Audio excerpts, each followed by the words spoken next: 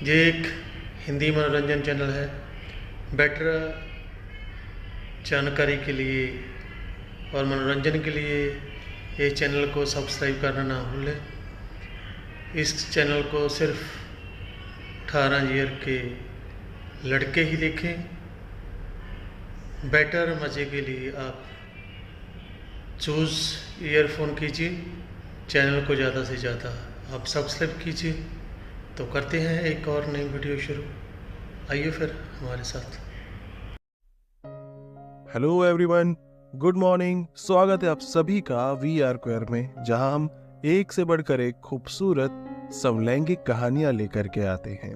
दोस्तों, हम आज आपके लिए सच्ची घटना पर आधारित समलैंगिक कहानी लेकर के आए हैं और ये कहानी हमारे लिसनर्स के द्वारा ही भेजी गई है तथा हमने उचित बदलाव करते हुए कहानी को खूबसूरत टर्न देने की कोशिश की है।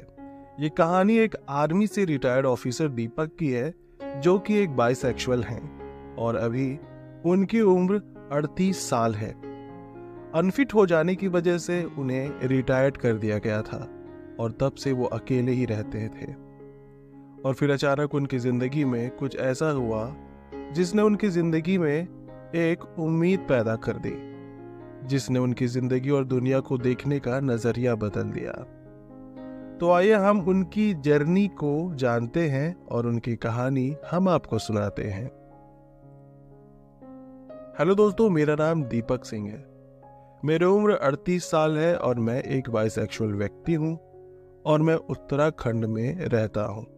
मैं आपको आज अपनी जिंदगी के बारे में कुछ अच्छे और कुछ बुरे अनुभवों को आपके साथ शेयर करना चाहता हूं और बताना चाहता हूं कि कैसे मनुष्य अपनी जिंदगी में परिस्थितियों से लड़ता है और सीखता है। वैसे तो मेरी कहानी के अंदर भी कई सारी कहानियां हैं, पर मैं अपनी समलैंगिक कहानी पर फोकस करने की कोशिश करूंगा। मैं सिर्फ आपसे वो सा शेयर करूंगा जिससे आपको कुछ सीखने को मिले, जिससे आपको मोटिवेट होने को मिले। खैर, चलिए कहानी शुरू करते हैं। मेरे बचपन की अगर बात करें तो मेरे परिवार में मैं सबसे लाडला था। मेरे चाचा जी के जो बच्चे थे वो काफी बड़े थे।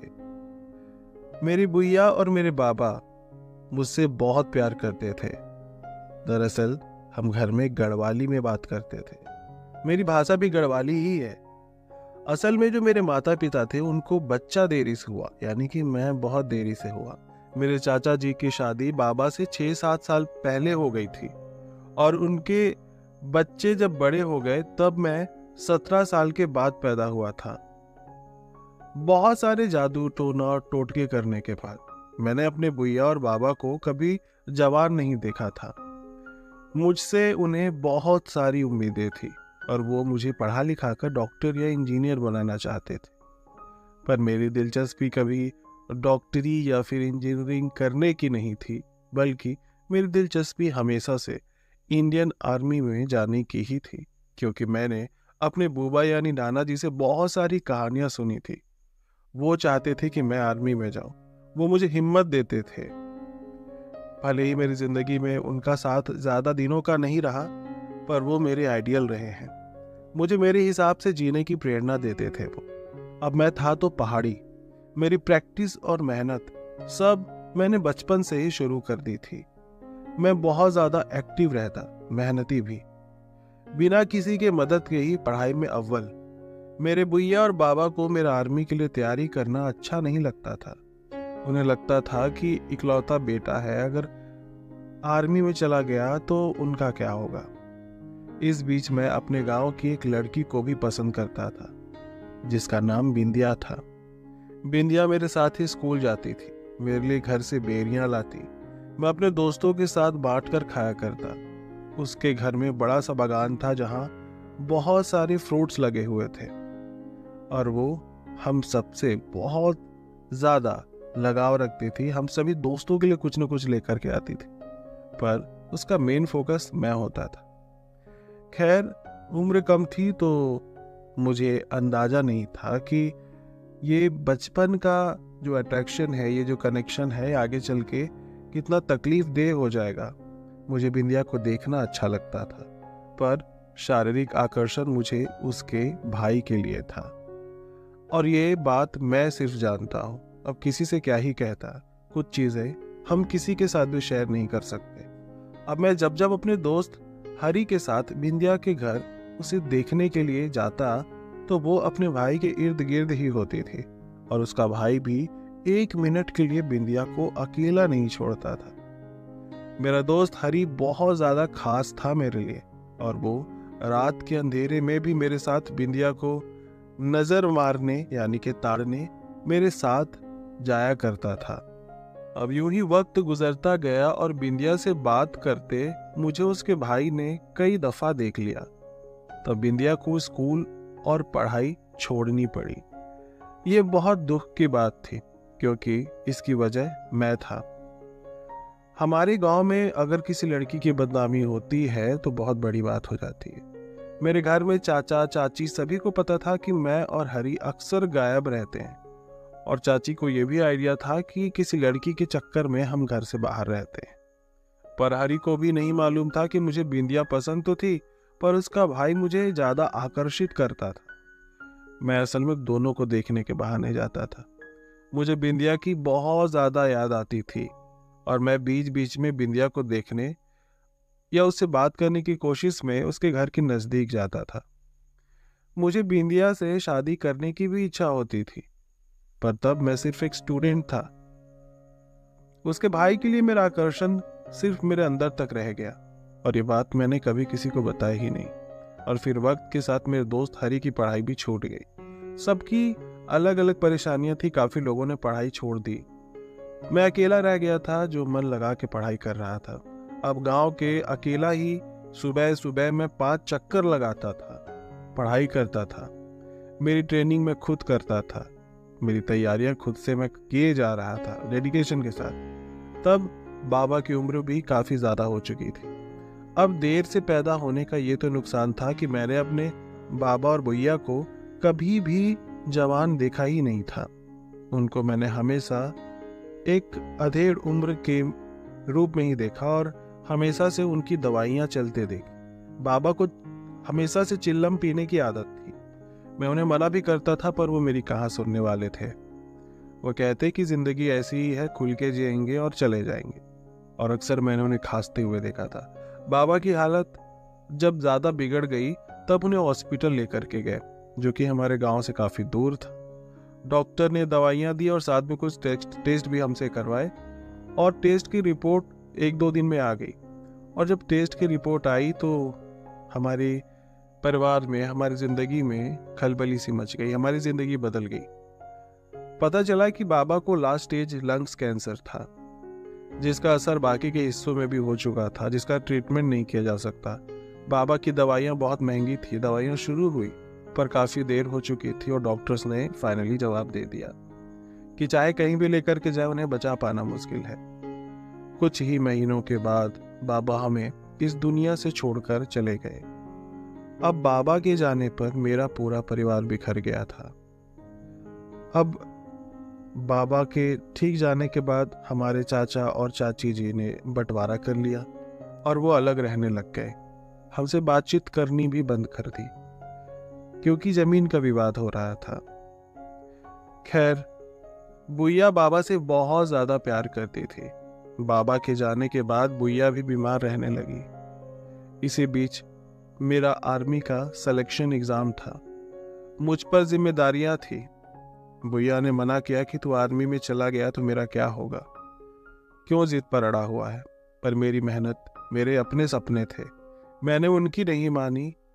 मुझे नाना जी की बात याद थी, और चला गया फिजिकल के लिए।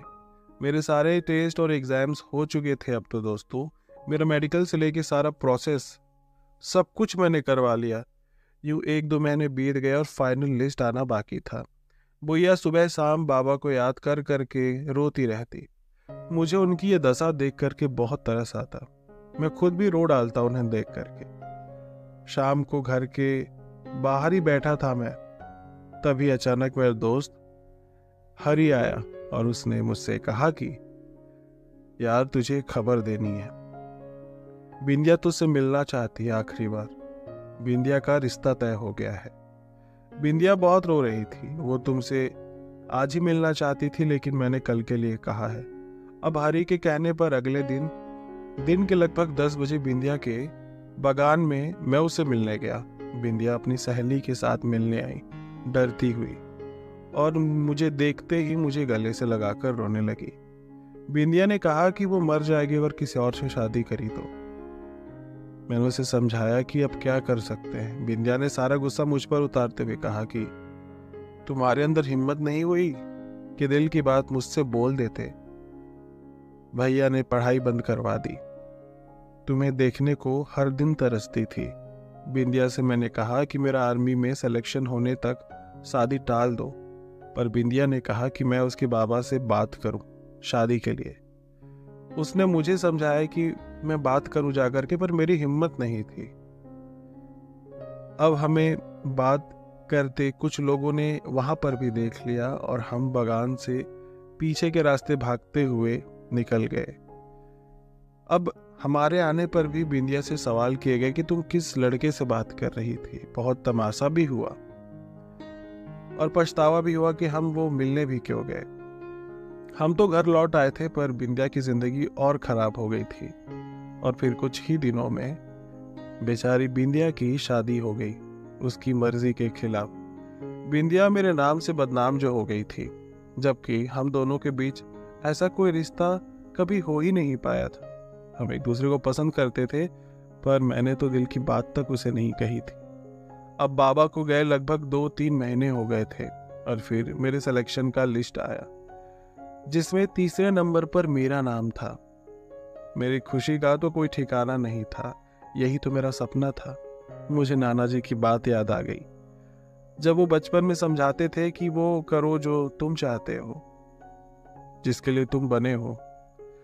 तुम मेहनत करो, अपनी इच्छाओं को पूरी करो, सफलता जरूर मिलेगी। मेरे सिलेक्शन की बात आग की तरफ फैल गई पूरे गांव में।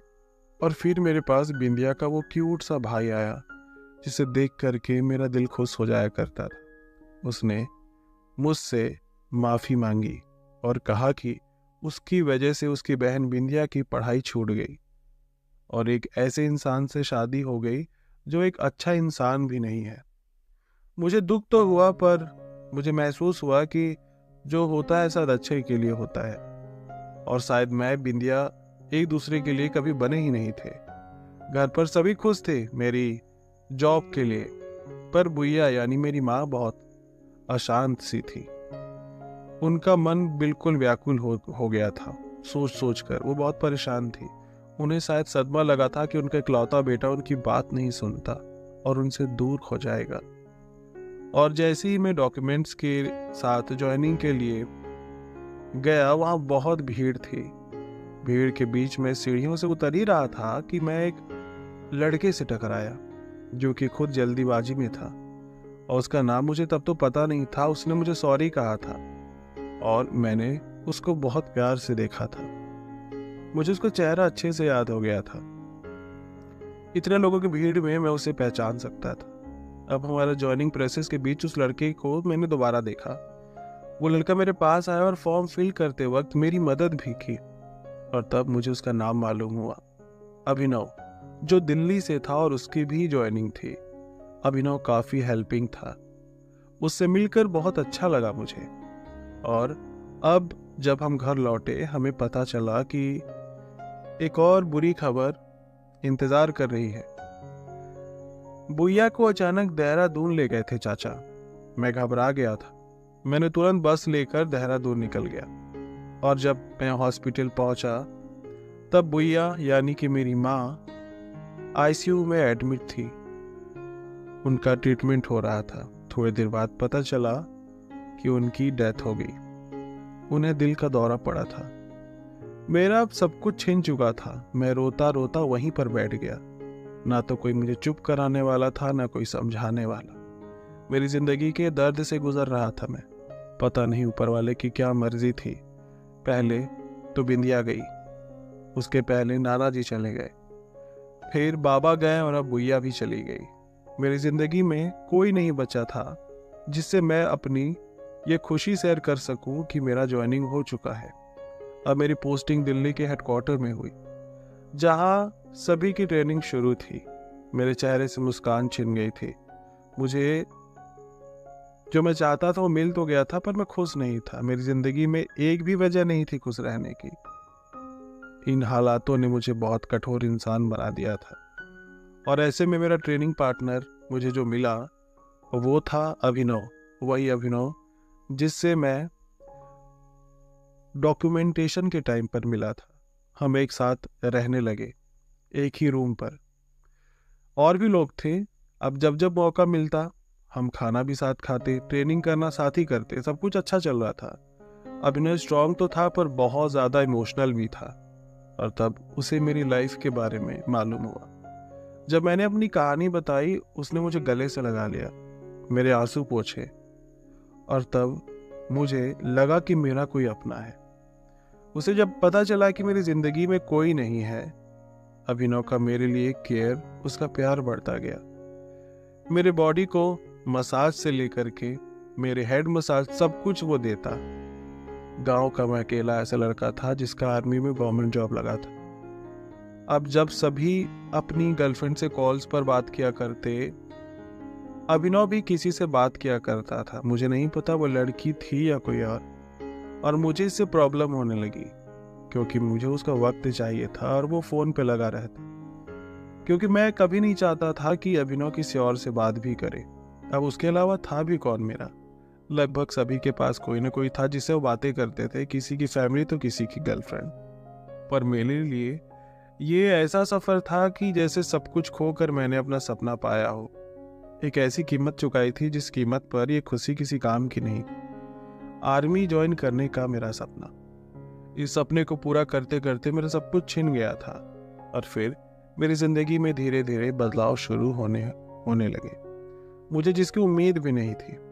मेरे कपड़े को सहेजने से लेकर मेरी छोटी छोटी चीज़ों का ख्याल रखने वाला एक दोस्त मिल गया था, एक साथी मिल गया था अभिनव के रूप में। और कब मुझे उससे प्यार हुआ पता ही नहीं चला। अब मेरी जिंदगी, मेरी लव स्टोरी कैसे आगे बढ़ी ये मैं आपको नेक्स्ट एपिसोड में ही बताऊंगा। मेरे और अभिनव के बीच की रोमांटिक दास्तान सुनाऊंगा।